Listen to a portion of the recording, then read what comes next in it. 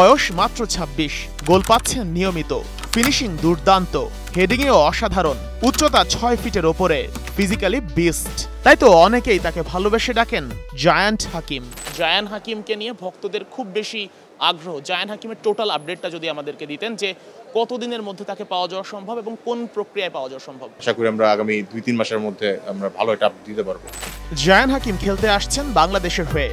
বাফুফে তাকে নিয়ে আসতে খুবই আগ্রহী। জায়ানও চায় লাল সবুজ গায়ে জড়াতে। জায়ান খুব বেশি আগ্রহী দেখেই হচ্ছে তার ব্যাপারে বাফুফের সম্মানিত senior vice president Imrul Hasan সাহেব তিনি কাজ শুরু করেছেন এবং আশা করি আমরা আগামী ২-৩ মাসের মধ্যে আমরা ভালো একটা আপডেট দিতে পারবো। আর আমরা জানি যে একটা স্ট্রাইকারের হচ্ছে পিক এজ হয় হচ্ছে ২৮ থেকে ৩২-এর মধ্যে, তখন ওর মধ্যে ম্যাচুরিটিও আসে, ওর মধ্যে সেই পারফরমেন্স করার খিদাটাও থাকে। তো ২৬ সেক্ষেত্রে আমি বলবো সে এখনো অনেক তরুণ এবং সে বাংলাদেশকে আগামী যদি সবকিছু ভালো ভালো হয়ে যায়, সে যদি বাংলাদেশের হয়ে খেলতে পারে আগামী ১০ বছর বাংলাদেশকে সে লং টার্মে সার্ভিস দিতে পারবে। এমন একজন স্ট্রাইকারই তো চাই বাংলাদেশের নাম্বার 9-এর সমস্যা ঘোচাতে। কিন্তু এই দানবীয় স্ট্রাইকারকে কবে পাওয়া যাবে? হয়তো ১ সপ্তাহের মধ্যে হতে পারে, ২ মাসের হতে পারে, আবার এর বেশি সময় লাগতে পারে। তবে এই মুহূর্তে জায়ান হাকিমের কিছু ব্যক্তিগত ব্যস্ততা আছে, যেহেতু একদম নতুন বাবা হয়েছে। সেই সাথে তার হচ্ছে UEFA B কোচিং ব্যাচ আছে, সে কিনা একটা একাডেমিতে কাজ করে। এর পাশাপাশি সে সপ্তম টায়ার একটা ক্লাবে এসে খেলতেছে এবং সেখানে রেগুলার বেসিসে সে গোল করতেছে, অ্যাসিস্ট করতেছে।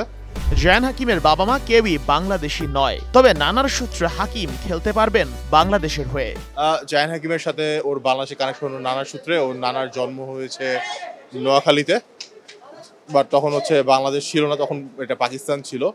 তো এগুলা নিয়ে একটু কাগজপত্র দালিল কিছু জটিলতা আছে, তো আমরা এগুলো খুব দ্রুত সলভ করার চেষ্টা করতেছি। একটু ধীর গতিতে হলেও জায়ান হাকিমের পাসপোর্টের কাজ ভালোই আগাচ্ছে। বাফুফে আসলে কতটা আগ্রহ দেখিয়েছে তার ব্যাপারে? আচ্ছা, বেসিক্যালি সত্যি কথা বলতে বাফুফে আগ্রহ কতদূর দেখাচ্ছে, বাফুফে আগ্রহ না দেখালে তো কাজটা দূর আসতো না। তো কাজটা হচ্ছে, আস্তে আস্তে হচ্ছে। বাট দেখেন, কিউবার ক্ষেত্রেও কিন্তু হচ্ছে আমরা ব্যাপারটা হয়ে যায় কি, বাইরে থেকে মন্তব্য করাটা অনেক সহজ।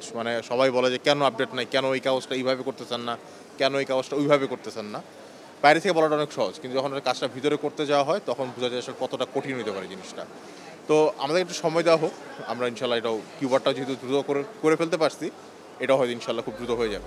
জায়ান হাকিম চলে আসলে হয়তো গোল স্কোরিং নিয়ে সমস্যা অনেকখানি মিটে যাবে। তবে তিনি যেহেতু এখন একটু ব্যস্ত, তাই বাফুফেকে হতে হবে আরো বেশি আন্তরিক, বাড়াতে হবে সিরিয়াসনেস। Sheikh Ashiq, Star News, Dhaka.